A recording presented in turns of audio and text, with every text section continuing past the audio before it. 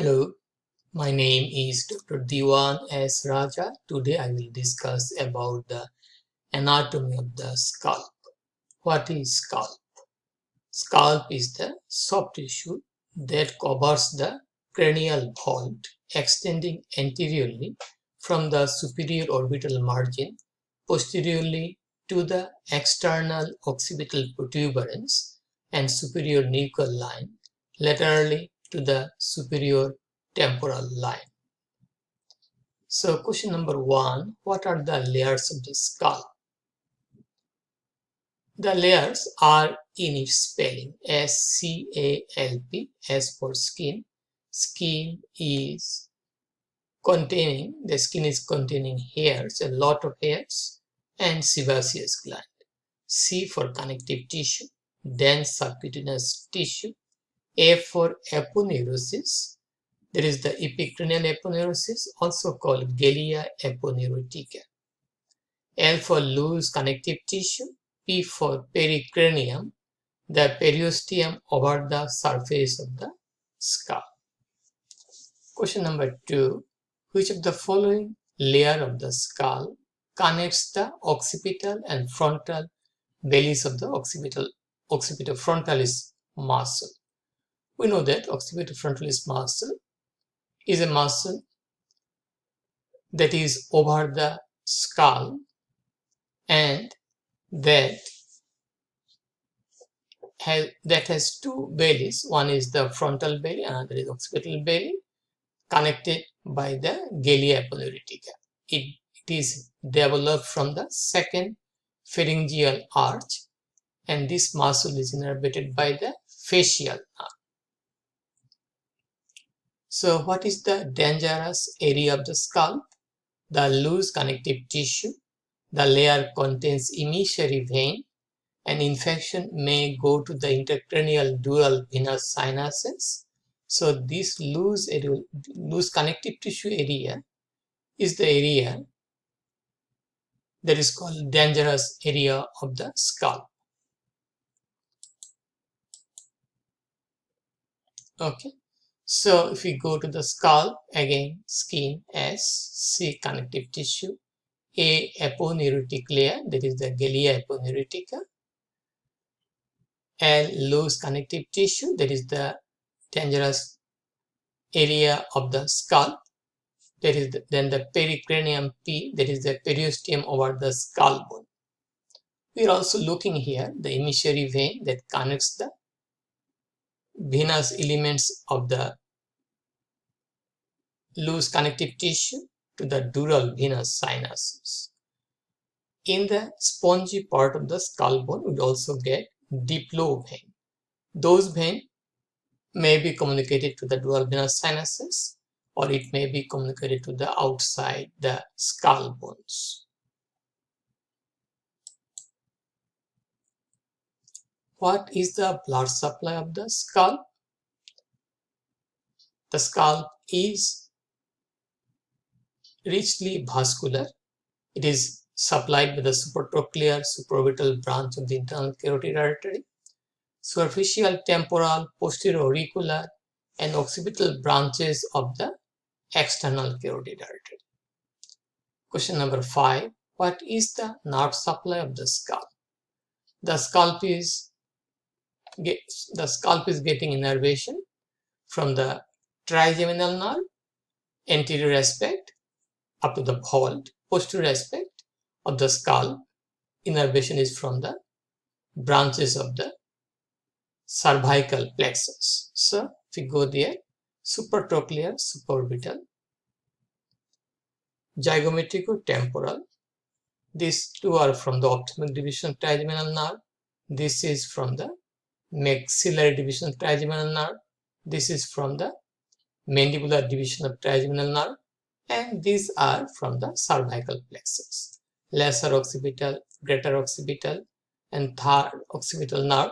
So this part, these nerves pick up sensation from the posterior part behind the vertex, and their root value is mostly C2, C3. Why scalp injury causes massive hemorrhage? The scalp has rich blood supply. Arterial wall is firmly attached to the epicranial aponeurosis.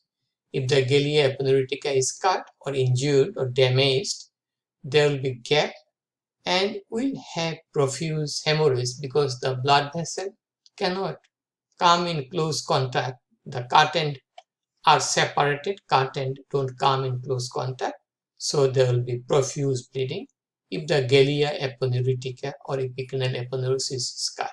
If it is very superficial, there may be less bleeding. Okay, so we are looking at the layers of the scalp, skin, then connective tissue, then aponeurosis, loose connective tissue, the pericranium. Okay, so here the skin has a lot of hair, and also sebaceous gland is present there. This is the diplo part, outer table, inner table of scalp bone we may get here, not shown here, but in our previous image we found that we have the diplo vein here. We have emissary vein from here may communicate to the dural venous sinuses. Why infection, pus or blood of the anterior scalp can enter the eyelid and root of the nose? The answer is the occipitofrontalis inserts to the skin and subcutaneous tissue and does not attach to the bone. Skin of the eyelid is very thin and eyelid has loose connective tissue. That's why there is chance of spread of infection, pus or blood from the anterior scalp to the eyelid. What is black eye? Some book also say panda eye or raccoon eye. Why this happen? The answer is periorbital ecchymosis. There is hemorrhage under the skin can result from injury to the scalp and or forehead, develops due to extravasation of blood to the subcutaneous tissue. Question number 9. What is the lymphatic drainage of the scalp? Lymphatic from the scalp goes to the parotid lymph node and also to the deep cervical lymph nodes. Okay, so we'll go to the blood supply and nerve supply in an image. Look at that. So nerve supply, supratrochlear supraorbital branch of the ophthalmic division of trigeminal nerve, then zygomatic-temporal branch of the maxillary division of trigeminal nerve, auriculotemporal nerve branch of the mandibular nerve, and lesser occipital nerve, third occipital nerve, great auricular nerve. These all are branches from the cervical plexus. Here we have the blood supply, again supratrochlear artery, supraorbital artery, branch of internal carotid artery, superficial temporal artery, branch of the external carotid artery. We have the posterior auricular artery here, and we have also should have occipital artery here. These all are the branches of the external carotid artery.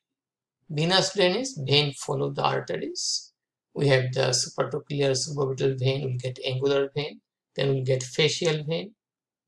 Here superficial temporal vein, and unite with the maxillary vein, we'll get the retromandibular vein that will have anterior division, posterior division. Okay, the anterior division here, it will connect with the common facial vein, okay, and ultimately goes to the internal jugular vein. We have the posterior part, we have the vein, posterior auricular vein, opening into the external jugular vein, that goes to the subclavian vein.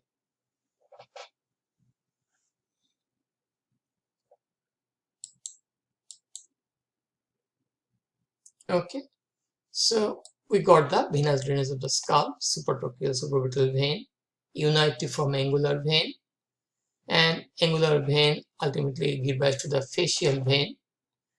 We have also retromandibular vein formation, to the common facial vein to the internal jugular vein. Some vein go to the external jugular vein and ultimately subclavian vein. We have suboccipital venous plexus and emissary vein, deep lobe veins.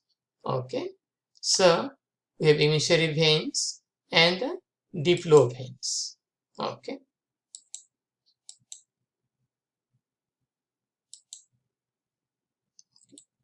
So we have emissary vein and deep lobe veins. So we got that.